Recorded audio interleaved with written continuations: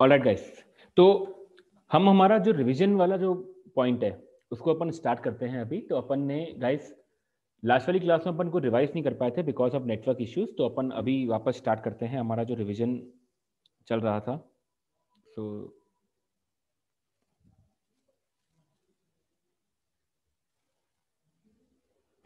Alright,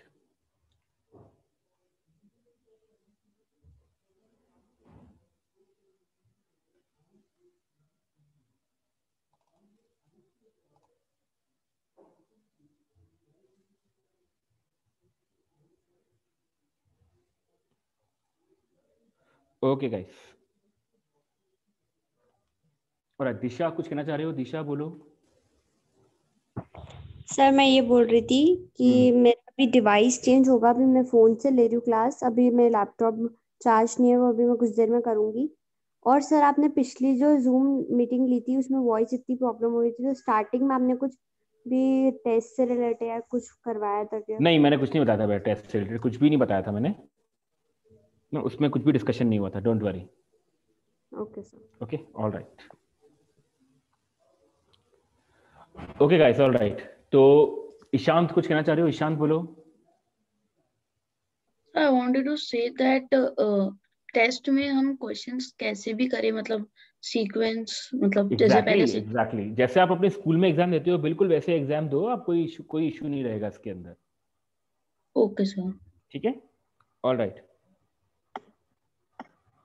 तो guys अपन एक बार short and sweet फटाफट से रिवीजन कर लेते हैं। ठीक है, तो अपन ने सबसे पहले जो अपना चैप्टर नंबर 1 है, मोशन।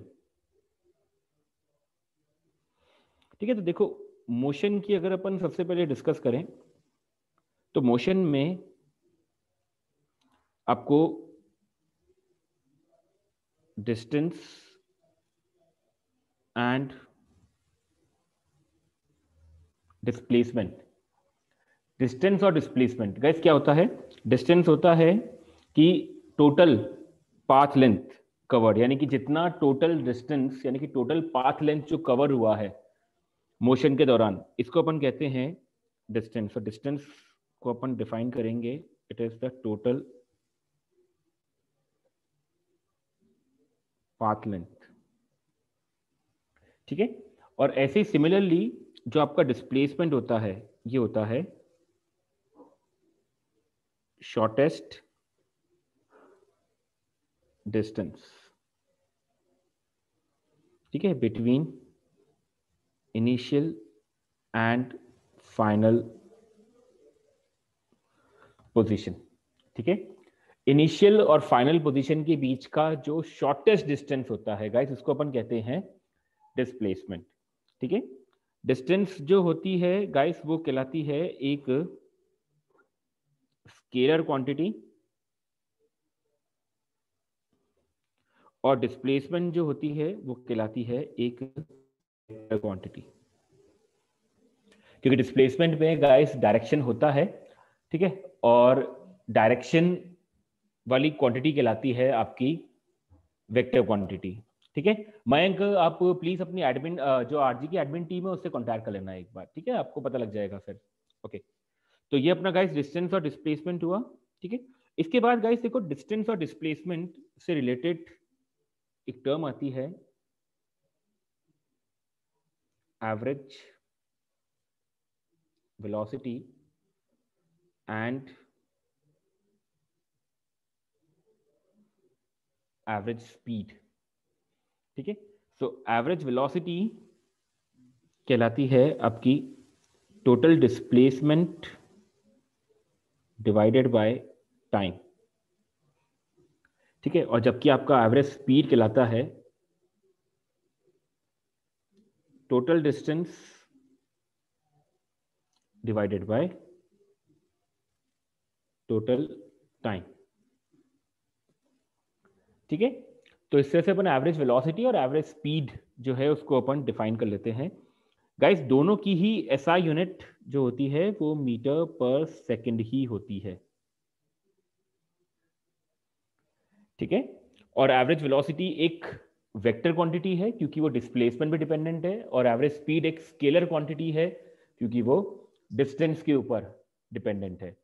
ठीक है, एवरेज वेलोसिटी और एवरेज स्पीड कह लो या फिर डिस्टेंस और डिस्प्लेसमेंट कह लो, तो हमेशा एक बात ध्यान रखना कि डिस्टेंस जो होता है वो हमेशा डिस्प्लेसमेंट के मैग्नीट्यूड से या तो ज़्यादा होगा या फिर इक्वल होगा। ठीक है, और इस केस में इक्वल कब होगा? जब पार्टिकल ट्रैवल कर रहा होगा स्ट्रेट लाइन के अंदर। ठीक है, when particle is travelling along a straight line, तो डिस्टेंस और डिस्प्लेसमेंट हमेशा गाइस इक्वल होंगे। ठीक है, वरना अदरवाइज हमेशा डिस्टेंस जो होगा वो डिस्प्लेसमेंट से ज्यादा ही रहेगा। ठीक है, तो ये अपना ये वाला पॉइंट हुआ, डिस्टेंस और डिस्प्लेसमेंट वाला पॉइंट। ठीक है, ओके गाइस, कंसेप्चुअल कोई डाउट किसी को इसके अंदर है तो पूछ लो एक बार। न्यूमेरिकल अपन सॉल्व नहीं करेंगे अभी, अपन केवल कॉन्सेप्चुअल डाउट डिस्कस करेंगे ताकि आपका जो संडे वाला टेस्ट है उसके लिए उससे अपना पूरा एक बार थ्योरी वाला पार्ट अच्छे से रिवाइज हो जाए। ओके, किसी को कुछ कहना है? ऑल राइट, ठीक है। इप्सिता कुछ कहना है आपको? Yes, sir. Yes Ipsita. So actually our exams are going on right now. Okay So sir, our exams are ending tomorrow. Tomorrow Okay. is the last exam, and so on Sunday only there's the full course test of science. Yes yes. So can you please postpone the date? Because बेटा वो अभी postpone नहीं हो सकती है ना, आप इसका बेटर रहेगा कि आप फिर आप टेस्ट पेपर को देख करके अपने आप सॉल्व कर लेना, उसको कोई डाउट डिस्कस कर लेना फिर, है ना, ऐसा अपन कर सकते हैं फिर। ठीक है ना, it can't be postpone actually. Alright, तो ये अपना हुआ गाइस डिस्टेंस और डिस्प्लेसमेंट वाला पॉइंट। ठीक है, इसके बाद देखो अपन नेक्स्ट पॉइंट पे आते हैं, that is uniform motion. Okay, देखो यूनिफॉर्म मोशन क्या होता है? ऐसा मोशन जिसमें पार्टिकल जो है वो इक्वल डिस्टेंस कवर करता है इन इक्वल टाइम। ठीक है, तो इन शॉर्ट कहने का मतलब ये है दैट इज उसकी जो स्पीड होती है वो रहती है हमेशा कांस्टेंट। तो इसको अपन कहते हैं uniform motion. Non uniform motion में पार्टिकल की स्पीड कांस्टेंट नहीं रहती है, वो कंटिन्यूसली चेंज होती रहती है। ठीक है, तो that is called as uniform motion. ठीक है, इसके बाद इसके अंदर देखो एक टर्म आती है जिसको अपन कहते हैं गाइस एक्सेलरेशन। अगर मान लो कि किसी पार्टिकल की जो स्पीड है वो कंटिन्यूसली चेंज हो रही है, तो ऐसे में पार्टिकल जो होगा वो एक्सेलरेट करता है। और एक्सेलरेशन के केस में अपन देखते हैं कि एक्सेलरेशन होता है rate of change of velocity. So acceleration is defined as v minus u upon t, जहां पे गाइस आपका v कहलाता है फाइनल वेलोसिटी और u जो होती है गाइस वो कहलाती है आपकी initial velocity. So acceleration is v minus u upon T, तो ये आपका हो गया एक्सेलरेशन। ठीक है, इसके अलावा गाइस देखो एक्सेलरेशन जो होता है वो होता है एक वेक्टर क्वांटिटी, और इसकी जो होती है एसआई यूनिट वो होती है मीटर पर सेकेंड स्क्वायर। ठीक है, तो दिस इज एक्सेलरेशन। अगर आपका एक्सेलरेशन पॉजिटिव आता है, ठीक है, अगर आपका एक्सेलरेशन पॉजिटिव आता है इसका मतलब वेलोसिटी इंक्रीज कर रही है। अगर आपका एक्सेलरेशन नेगेटिव आता है इसका मतलब वेलोसिटी डिक्रीज कर रही है। ठीक है, ये अपन को बस केवल ध्यान रखना होगा इस केस में। ठीक है, और अगर आपका एक्सेलरेशन गाइस 0 आता है इसका मतलब आपकी वेलोसिटी यूनिफॉर्म है, आपकी वेलोसिटी जो है वो कांस्टेंट है इस केस में। ठीक है, ओके, एक्सेलरेशन के बाद गाइस अगर मान लो कि इसी के अंदर अगर आपका एक्सेलरेशन यूनिफॉर्म है, तो फॉर यूनिफॉर्म एक्सेलरेटेड मोशन, ठीक है। अगर आपका एक्सेलरेशन जो है गाइस सपोज करो वो कांस्टेंट है ना, एक्सेलरेशन इज कांस्टेंट, यानी कि उसकी डायरेक्शन और मैग्नीट्यूड चेंज नहीं हो रहा है, ठीक है। तो गाइस उस केस में अपन कुछ इक्वेशंस ऑफ मोशन को यहाँ पर डिफाइन कर सकते हैं। तो sorry, so if acceleration is constant, तो अपन कुछ इक्वेशंस ऑफ मोशन को यहाँ पर डिफाइन कर सकते हैं। तो कौन कौन सी होती है, देखो सबसे पहली होती है v equals u plus at, okay, f equals ut plus half at square, okay, and third होती है आपके पास v स्क्वायर बराबर u स्क्वायर प्लस 2as, ठीक है। ये तीन इक्वेशंस ऑफ मोशन ही अपन को ध्यान रखनी है। इसके अलावा एक और टर्म होती है, ये तो आपने देख लिया एक्सेलरेशन कांस्टेंट है तो तीन इक्वेशन ऑफ मोशन होती है। इसके अलावा अगर मान लो कि आपको एवरेज वेलोसिटी फाइंड करनी हो, अगर एक्सेलरेशन कांस्टेंट है, यूनिफॉर्म एक्सेलरेटेड मोशन है, तो आपकी एवरेज वेलोसिटी हो जाएगी u प्लस वी अपॉन 2। तो गाइस इस तरह से अपन average velocity uniformly accelerated motion के अंदर फाइंड आउट कर पाएंगे। Okay, alright. तो ये अपना हुआ गाइस यूनिफॉर्म एक्सेलरेटेड मोशन वाला पॉइंट। ओके, ईशांत कुछ कहना चाह रहे हो, बोलो। So can you repeat what you said after the motion equations of motion? Actually, for me, your voice break. Equations of motion में जस्ट मैंने केवल ये बताया इसके अंदर ईशांत कि अगर आपका एक्सेलरेशन कांस्टेंट है, इक्वेशंस ऑफ मोशन, उसके अंदर मैंने भी कुछ नहीं बोला है ना, जस्ट मैंने केवल बताया कि एवरेज वेलोसिटी जो है वो u प्लस वी बाय 2 होती है, that's it. Okay sir, okay, alright, ठीक है। गाइस मैं अभी आपको जस्ट केवल जो है ना एनसीईआरटी लेवल का है, केवल अपन वही रिवाइज कर रहे हैं। इसके अंदर अपन कहीं पर भी एडवांस वाला लेक्चर अभी डिस्कस नहीं करेंगे, ठीक है। अगर आपको एडवांस वाला लेक्चर कहीं किसी को नहीं मिल रहा है, कुछ भी नहीं हो रहा है गाइस, तो आप नवीन सर हैं और धर्मेंद्र सर हैं, आप अब नवीन सर को सीधा कांटेक्ट कर सकते हो। Okay, alright. इसके बाद देखो गाइस एक टॉपिक आता है इसके अंदर अपना, that is uniform circular motion. Okay, अगर एक particle, yes Ishan, paper NCERT based होगा बिल्कुल, ठीक है। तो अगर गाइस एक पार्टिकल जो है वो कांस्टेंट स्पीड से सर्कुलर पाथ में घूम रहा है, ठीक है, if a particle is moving with a constant speed,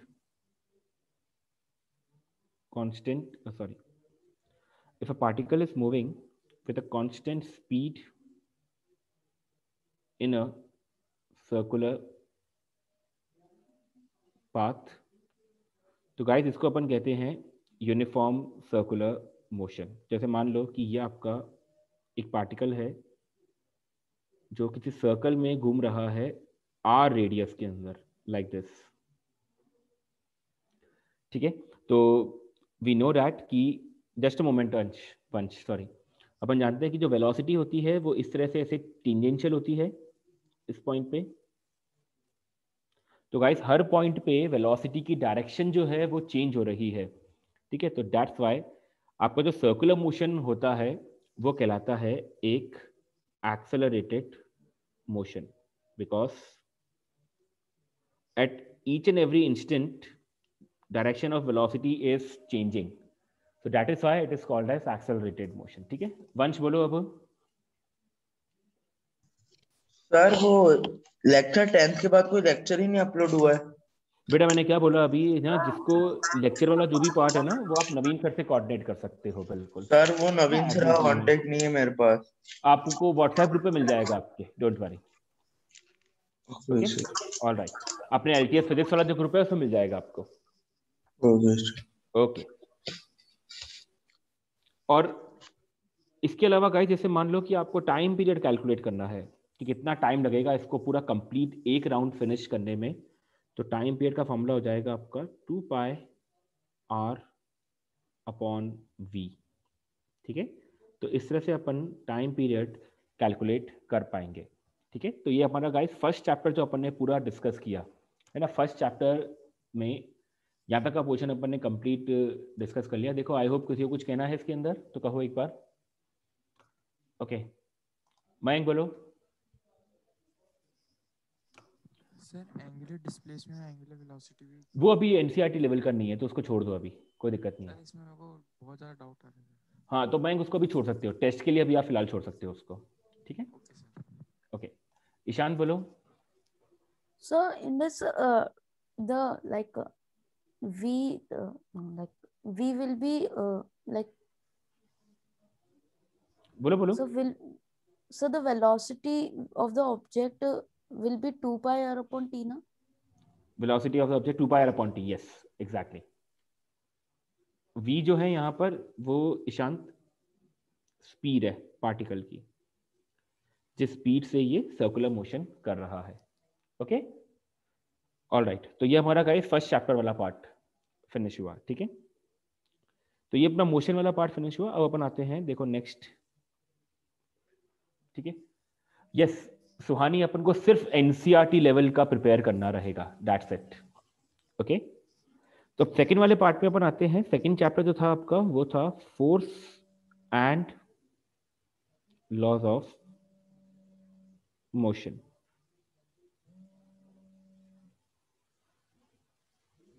इसके अंदर साउंड नहीं आएगा गाइस, ठीक है, और थ्रस्ट एंड प्रेशर ये नहीं आएगा, ठीक है। न्यूमेरिकल्स जो रहेंगे वो सारे के सारे आपके एनसीईआरटी लेवल के ही रहेंगे, ठीक है। कहीं पर भी वेक्टर्स नहीं आएगा, कहीं पर भी इसके अंदर आपके जो एडवांस लेक्चर हैं वो नहीं आएंगे, ठीक है। पूरा कंप्लीट एनसीईआरटी बेस्ड टेस्ट है, सब्जेक्टिव टेस्ट है ना गाइस, इसलिए पूरा ही, ठीक है।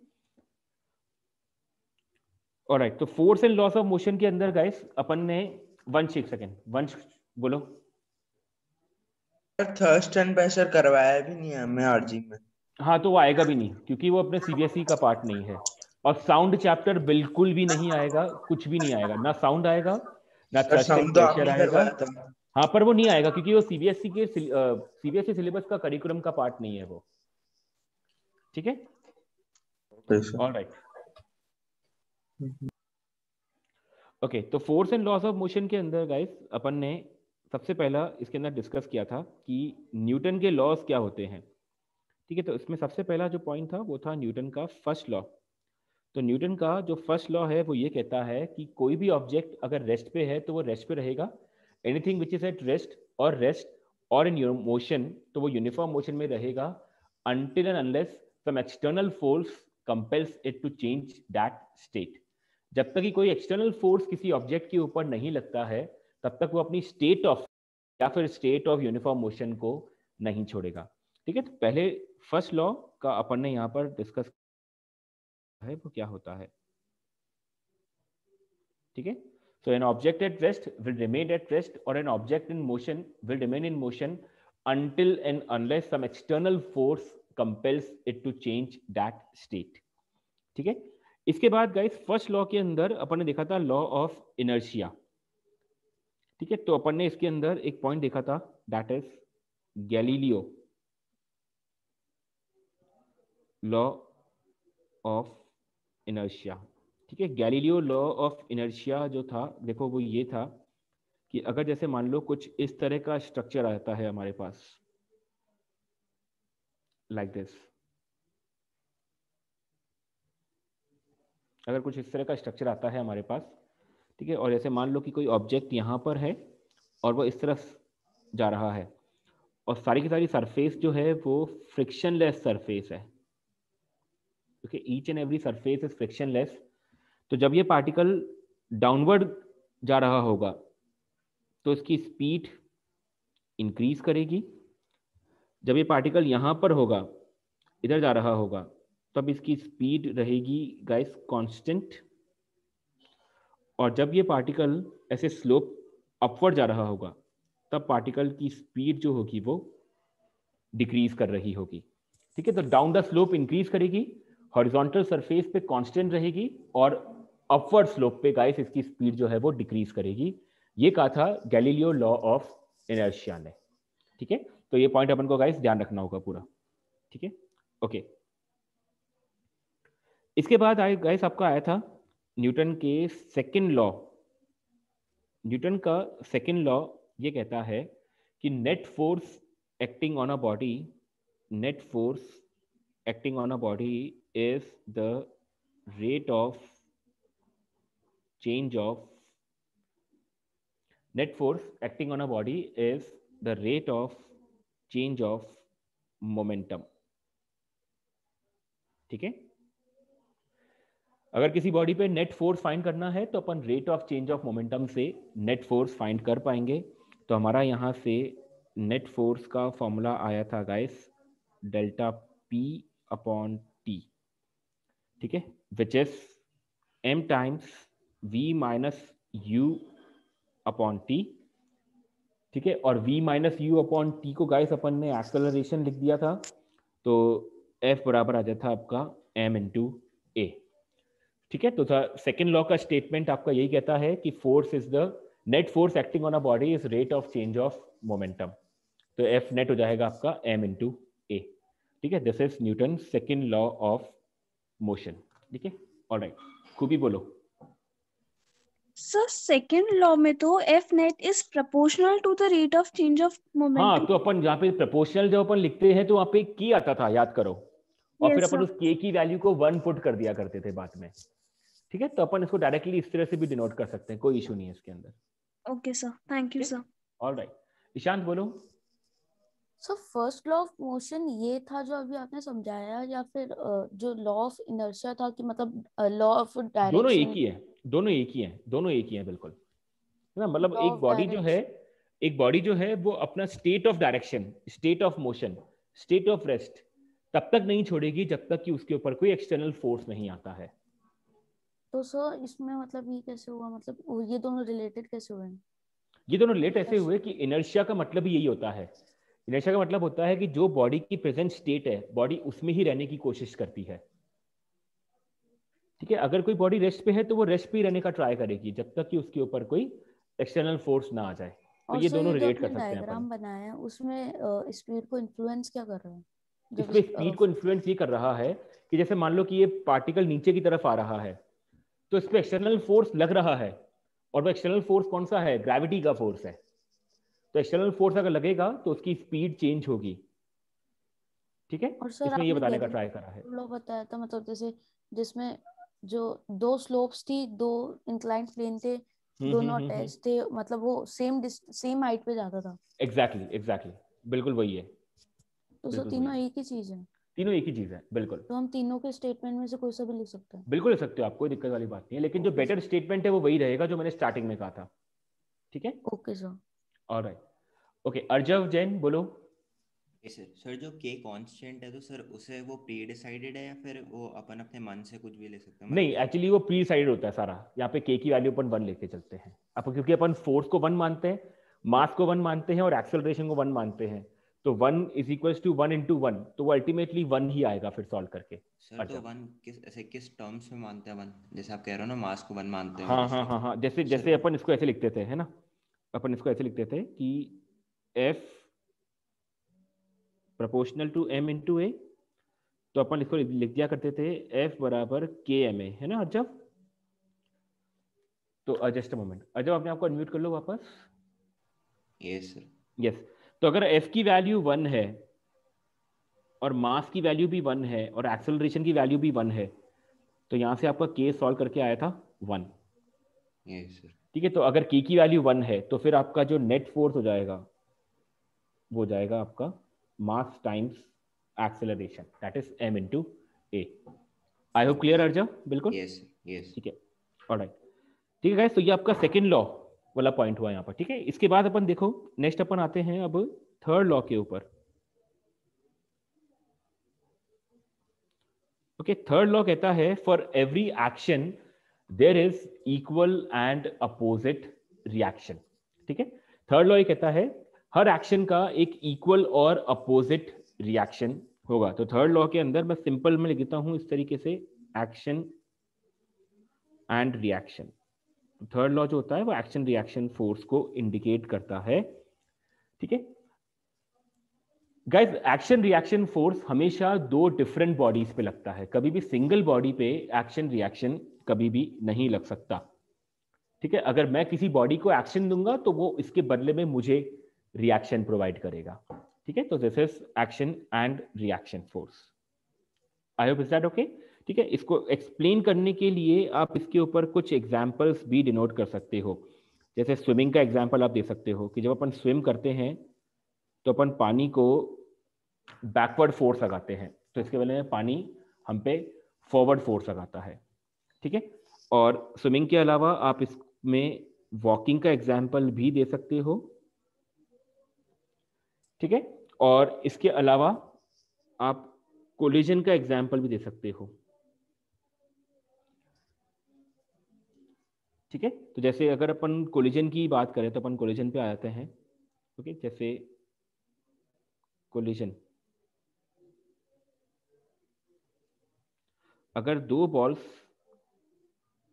मान लो दो ऑब्जेक्ट्स, मान लो बॉल्स भी जरूरी नहीं है हर बार बॉल्स ही है, जैसे मान लो कि दो ऑब्जेक्ट हैं, एक का मास m1 है और एक का मास m2 है, एक की स्पीड u1 है, एक की स्पीड u2 है, और ये दोनों आपस में मान लो कोलाइड कर जाते हैं, टकरा जाते हैं। ठीक है, और टक्कर खाने के बाद मान लो कि इनकी वेलोसिटीज हो जाती है v1 और इनकी वेलोसिटीज हो जाती है v2। ठीक है, तो बाय मोमेंटम कंजर्वेशन, ठीक है, by momentum conservation, so by conservation of momentum, इसको अपन न्यूटन थर्ड लॉ से प्रूव कर सकते हैं। गाइस आप सबके पास वो प्रूफ लिखा हुआ होगा होपफुली, है ना, तो आप उसको वापस से देख लेना एक बार। तो बाय मोमेंटम कंजर्वेशन गाइस ये आया था m1 u1 plus m2 u2 equals m1 v1 plus m2 v2। ठीक है, मोमेंटम कंजर्वेशन से अपन इस चीज को मैथमेटिकली प्रूफ कर सकते हैं bye Newton's third law.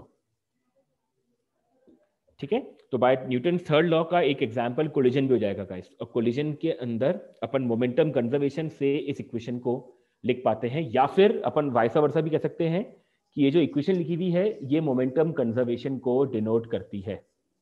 Alright, तो ये गाइस हमारा देखो सेकंड वाला चैप्टर का पॉइंट फिनिश हुआ पूरा। ठीक है, देखो इसमें किसी को कुछ कहना है तो कहो आराम से एक बार, किसी को कुछ भी कहना है। ओके, ईशांत बोलो। Sir I wanted to say that sir जो प्रूफ था कंजर्वेशन ऑफ लीनियर मोमेंटम का, उसमें दो टर्म्स थी, एफ और सबस्क्रिप्ट में ए बी और एफ बी ए। सो उन दोनों में जो मतलब F A B A on B है या फिर बी ए? एक्चुअली जब ए बी लिखा हुआ है तो इसमें लिखा हुआ है कि बी ए पे अप्लाई कर रहा है, जो ए बी, और अगर हाँ ए बी में, और बी अगर लिखा हुआ है तो इसका मतलब जो जो ए बी पे अप्लाई कर रहा है, अगर ए बी लिखा हुआ है तो जो बी ए पे अप्लाई कर रहा है। ठीक है, okay sir, alright, okay guys, तो ये अपना न्यूटन लॉज ऑफ मोशन वाला चैप्टर हुआ। ठीक है, इसके बाद देखो नेक्स्ट है आपका ग्रेविटेशन। ओके, ग्रेविटेशन के अंदर अपन ने देखा था सबसे पहला Newton's universal law of gravitation. अगर दो मासेस हैं m1 और m2 और इन मासेस के बीच में सपोज करो गाइस r सेपरेशन है, तो ये दोनों मासेस एक दूसरे की तरफ किसी फोर्स से अट्रैक्ट होंगे। ठीक है, and this attractive force will be capital G times m1 m2 upon r square. ठीक है, जहां पर गाइस ये जो आपका कैपिटल G होता है, इस कैपिटल G को अपन कहते हैं यूनिवर्सल ग्रेविटेशनल कांस्टेंट। ठीक है, इसकी जो वैल्यू थी वो लेबोरेटरी के अंदर फाइंड आउट करी गई थी बाय साइंटिस्ट हेनरी कैवेंडिश। ठीक है, और जहां पर आपकी G की वैल्यू निकल करके आई थी 6.67 into 10 to the power minus 11 newton metre square per kg square. ठीक है, 6.67 को आप चाहो तो 20/3 भी लिख करके सॉल्व कर सकते हो। ठीक है, तो न्यूटन्स लॉ ऑफ ग्रेविटेशन ये कहता है if two objects are separated by certain distance, ठीक है, तो उनके बीच में एक अट्रैक्टिव फोर्स आता है और वो अट्रैक्टिव फोर्स का फॉर्मूला हो जाएगा आपका capital G times m1 m2 upon r square. ठीक है, तो in space we have microgravity as there celestial body, so it is not perfectly zero. Exactly, है ना, स्पेस के अंदर अपन इस चीज को कह सकते हैं। ठीक है गाइस, ये जो आपका ग्रेविटेशनल फोर्स होता है ये होता है इंडिपेंडेंट ऑफ द मीडियम, ये मीडियम पे डिपेंडेंट नहीं होता है। आप किसी भी मीडियम में ये फॉर्मूला अप्लाई कर सकते हो। ठीक है, सो it is independent of the medium. ठीक है, ये मीडियम पे इंडिपेंडेंट होता है। ओके, कैपिटल G की वैल्यू जिसने फाइंड करी थी गाइस, वो नाम है Ishant Henry Cavendish. Okay, Henry Cavendish, HENRYCAVENDISH, Henry Cavendish. ठीक है, ओके, तो ये तो अपना हुआ गाइस ग्रेविटेशन के अंदर पहला पॉइंट। ठीक है, इसके बाद अपन ने इसके अंदर एक टॉपिक देखा था guys, acceleration due to gravity. किसी भी प्लैनेट का अगर मेरे को acceleration due to gravity find out करना होगा तो उसका फॉर्मूला अपन ने देखा था। उसका फॉर्मूला होता है guys small g is equals to capital GM upon r square. ठीक है, कैपिटल M जो होता है ये होता है उस प्लैनेट का मास, सो मास ऑफ दैट प्लैनेट, और कैपिटल R जो होती है वो होती है उस प्लैनेट की रेडियस। ठीक है, तो आपसे ऐसे पूछ सकते हैं अगर अपन रेडियस को डबल कर दें तो स्मॉल g की वैल्यू पे क्या फर्क पड़ेगा, अगर अपन मास को ट्रिपल कर दें तो स्मॉल g की वैल्यू पे क्या फर्क पड़ेगा।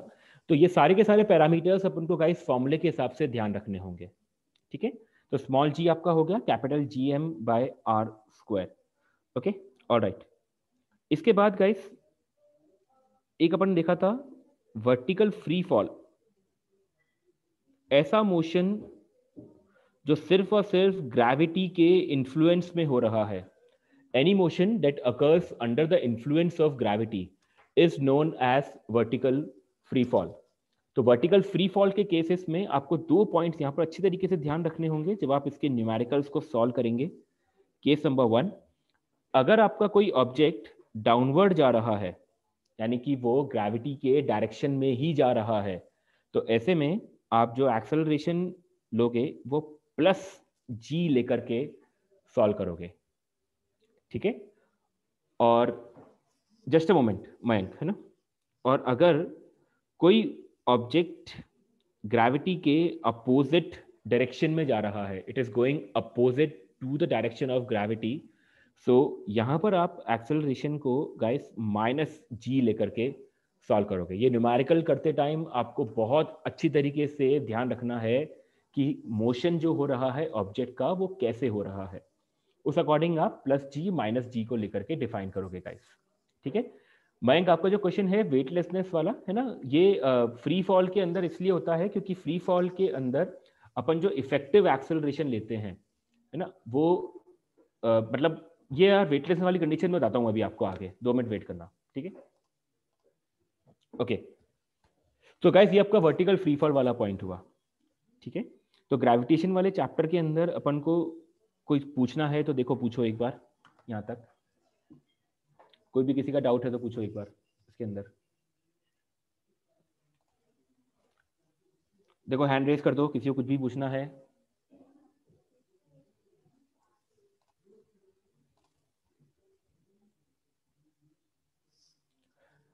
हाँ, अगर आपका फ्री फॉल वाला केस नहीं भी है तो भी अपन इस चीज को फॉलो कर सकते हैं दिशा। डिपेंड करता है कि अगर अपन जो एक्सेलरेशन आपको गिवन है क्वेश्चन में, है ना, उस अकॉर्डिंग, मतलब जो सिचुएशन गिवन है यार क्वेश्चन में, उस अकॉर्डिंग अपन को डिसाइड करना पड़ेगा एक्सेलरेशन का साइन क्या होगा।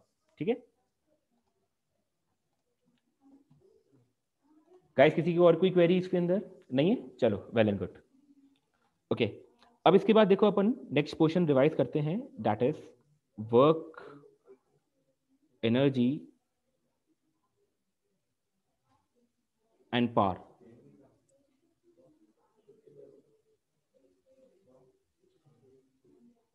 ऑलराइट, सी सबसे पहले अपन इसमें देख रहे हैं कि वर्क जो होता है वो क्या होता है। Work is the product of force and displacement.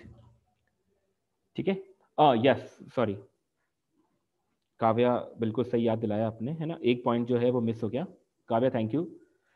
Mass and weight guys, mass and weight. ठीक है, देखो मास जो होता है वो क्या होता है, मास होता है कि किसी बॉडी की इनसाइड कितना कंटेंट प्रेजेंट है। ठीक है, तो content inside the body is known as mass. और जो वेट होता है गाइस वो होता है m इंटू जी, यानी कि ग्रेविटेशनल फोर्स जो अर्थ या फिर कोई भी प्लैनेट किसी ऑब्जेक्ट के ऊपर अप्लाई कर रहा है, that is called as weight. ठीक है, तो मास में तो कंटेंट हो गया किसी बॉडी में कितना प्रेजेंट है, और वेट हो जाएगा कि gravitational force applied on the body by the planet. ठीक है, मास होती है गाइस एक स्केलर क्वांटिटी और वेट होती है गाइस एक वेक्टर क्वांटिटी। ठीक है, मास की होती है यूनिट केजी और वेट की होती है गाइस कैपिटल एन बोले तो न्यूटन। ठीक है, मास जो होता है वो किसी भी ऑब्जेक्ट का कांस्टेंट होता है, प्लेस टू प्लेस वो चेंज नहीं होता, लेकिन वेट जो होता है इट इज नॉट कांस्टेंट। ठीक है, ऑलराइट, खूबी बोलो। सर मुझे पूछना था, वेट अपन mg प्लस ma कब लेते हैं?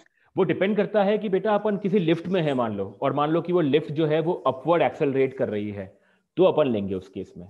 ठीक है, लेकिन वो अभी एनसीईआरटी लेवल का नहीं है तो अपन उसको अभी नहीं पढ़े टेस्ट के लिए। सर अगर डाउनवर्ड्स जाएगी तो mg माइनस जी ma। माइनस से हो जाएगा, बिल्कुल। ओके ओके सर, ऑलराइट, ठीक है। एक और पॉइंट गाइस है ना, अगर अपन अर्थ का कर्वेचर देखें, ठीक है, तो अर्थ के कर्वेचर में जो पोल्स के ऊपर जी होगा वो इक्वेटर के कंपैरिजन में ज्यादा होगा। ठीक है, सो पोल्स पे जो आपका एक्सेलरेशन ड्यू टू ग्रेविटी होगा it is greater than as compare to equator. ठीक है, ओके, पोल्स पे आपका g exactly 9.8 metre per second square होगा। ठीक है, इक्वेटर पे थोड़ा सा कम होता है इससे। ठीक है, तो ये अपना गाइस मास और वेट वाला पॉइंट फिनिश हुआ। अब देखो अपन आते हैं लास्ट वाला पॉइंट अपना वर्क एनर्जी और पावर के ऊपर। तो सबसे पहले अगर अपन वर्क को देखें तो वर्क होता है multiplication of force and displacement. ठीक है, तो ये होता है आपका F इंटू एस। एस का मतलब यहाँ पर डिस्प्लेसमेंट है गाइस। ठीक है, ओके, दिशा एक सेकेंड, दिशा आप एक बार हैंड रेस करना, मैं आपको अनम्यूट करूँ, आपका क्वेश्चन मेरे को समझ में नहीं आया थोड़ा सा। यस दिशा बोलो।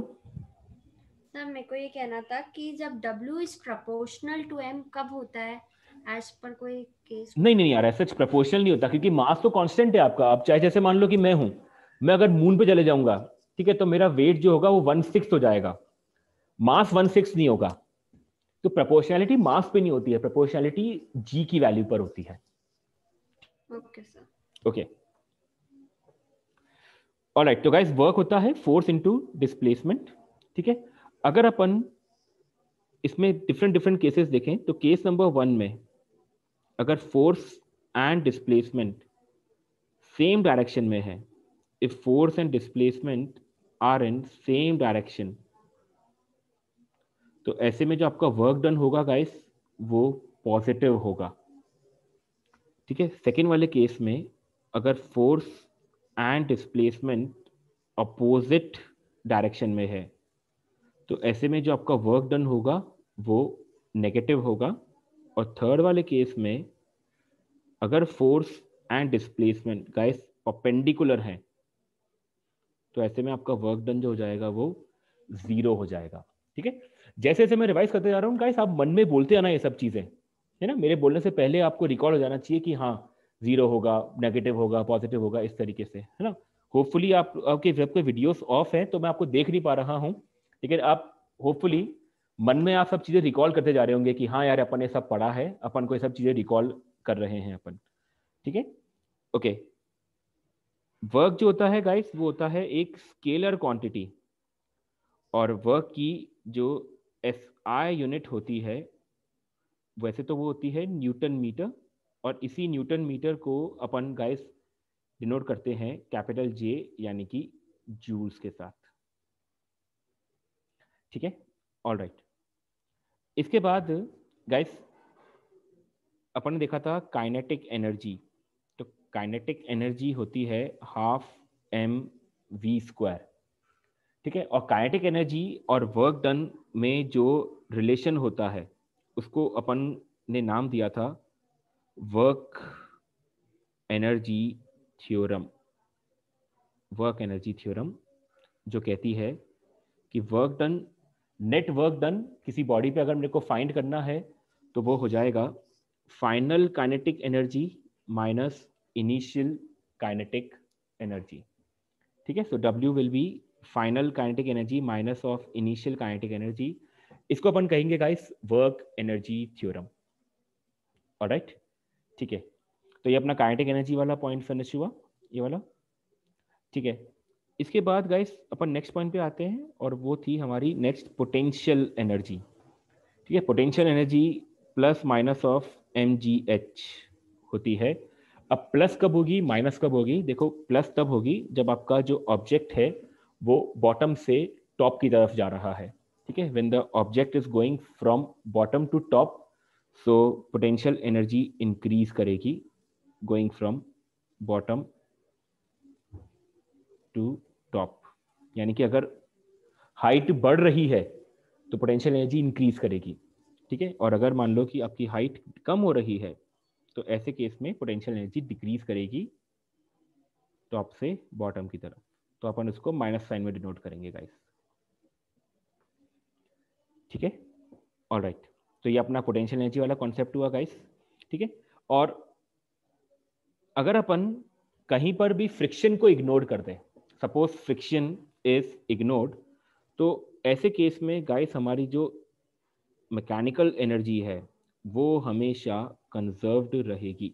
तो कंजर्वेशन ऑफ मैकेनिकल एनर्जी, ठीक है, ये हमेशा कंजर्व रहेगी। अगर अपन एयर फ्रिक्शन को यहाँ पर इग्नोर कर दें तो कंजर्वेशन ऑफ मैकेनिकल एनर्जी रहेगी इस केस में। तो इसका मतलब kinetic energy plus potential energy, इसका सम जो आएगा वो हमेशा क्या आएगा, एक तरीके से कांस्टेंट आएगा, ठीक है। काइनेटिक प्लस पोटेंशियल का सम एक कांस्टेंट निकल करके आएगा। इसका डेरिवेशन आई होप आप सब लोगों ने देख लिया होगा आपके वीडियो लेक्चर्स के अंदर, ठीक है। तो आपके डेरिवेशन वाले पार्ट को एक बार देख लेना बस टेस्ट में जाने से पहले, ठीक है। तो this is conservation of mechanical energy guys.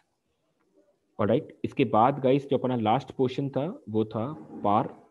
पार होता है rate at which the work is done, कितने रेट से हमने किस वर्क को करा है, that is called as par.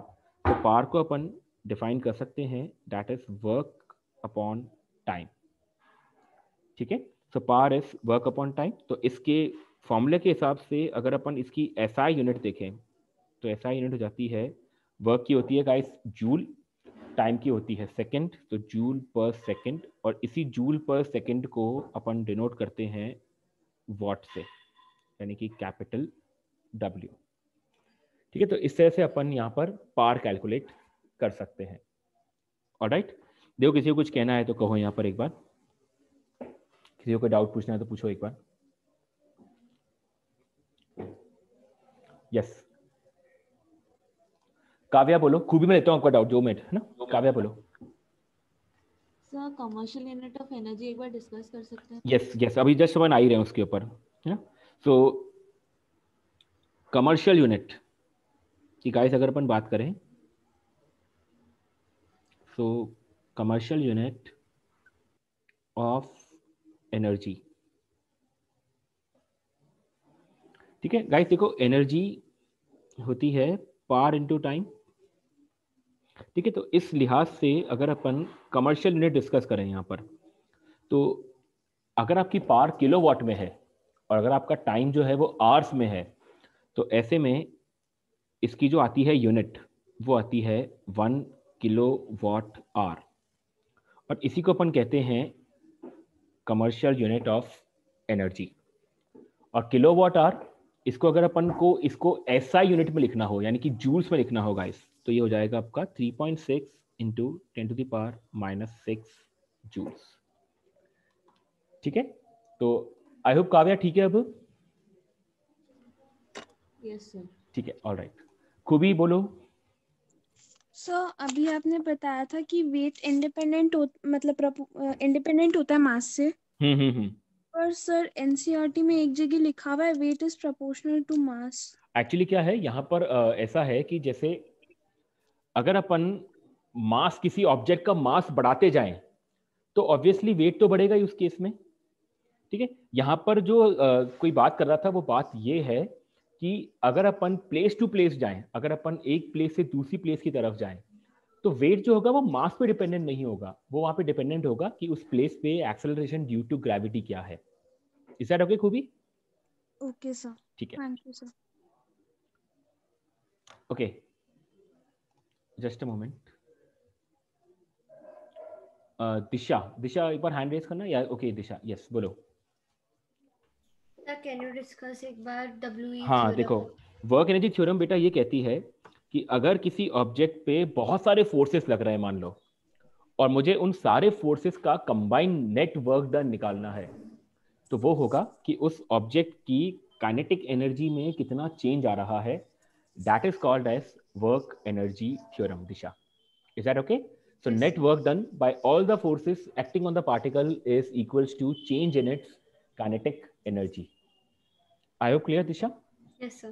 Okay, all right. ठीक है guys, तो आपका जो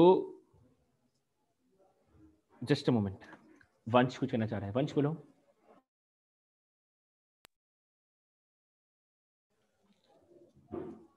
ईशांत 1 किलोवाट आवर ज्यादा होगा 1 जूल से, क्योंकि 1 किलोवाट आवर में होते हैं 3.6 इंटू 10⁻6 जूल्स, तो बहुत ज्यादा लार्ज होगा वो एज कंपेयर टू 1 जूल। ठीक है, वंश बोलो अब। हेलो यस सर, वंश। मेरी वॉइस। हाँ अब आ रही है आपकी वॉइस, बोलो। सर वो मैं बोल रहा था कि ये आप वो काइनेटिक एनर्जी को वो मोमेंटम से वो कनेक्ट करने वाला था ना, वो आपने। हाँ वो अभी मत करो वंश, अभी कोई दिक्कत नहीं है, स्कूल एग्जाम्स के लिए इतना इंपॉर्टेंट नहीं है वो अभी, मतलब इसके लिए। ओके ठीक है, ओके सर। ईशांत बोलो। Ishant. So 1 kilowatt hour equals 3.6 into 10 to the power minus oh 6 sorry, मैंने kilowatt. -6 नहीं, गलत लिख दिया मैंने, 10⁻6 आएगा, sorry. So that's why 3.6 I 10⁻6, yes. ठीक है, okay, so all the best guys, है ना। आप लोगों का जो फिजिक्स का सेक्शन आएगा जो संडे वाले टेस्ट में, वो आएगा 27 मार्क्स का। ठीक है, ये ध्यान रखना। Okay, alright. दिशा कुछ कहना चाह रहे हो, बोलो। सर जो LTS में भी NCERT का ही आएगा? हाँ फिर यार LTS फॉस्टर ये सीबीएसई थोड़ा ना पता है, ये तो अपने आरजी का डिस्ट्रीब्यूशन है ना। सीबीएसई के हिसाब से तो एनसीईआरटी एक ही बुक है, तो पेपर जो है वो एनसीईआरटी लेवल का ही रहेगा बिल्कुल। और सर बायो और केमिस्ट्री सब में वही रहेगा। और बाकी बायो और केमिस्ट्री, बायो केमिस्ट्री 26 मार्क की है ना। और फिर यार 27 और 26 आप देख लो, फिर उससे आपसे सब्ट्रैक्ट कर लो 80 में से, तो उतने मार्क्स की बायो आएगी फिर। ओके ठीक है।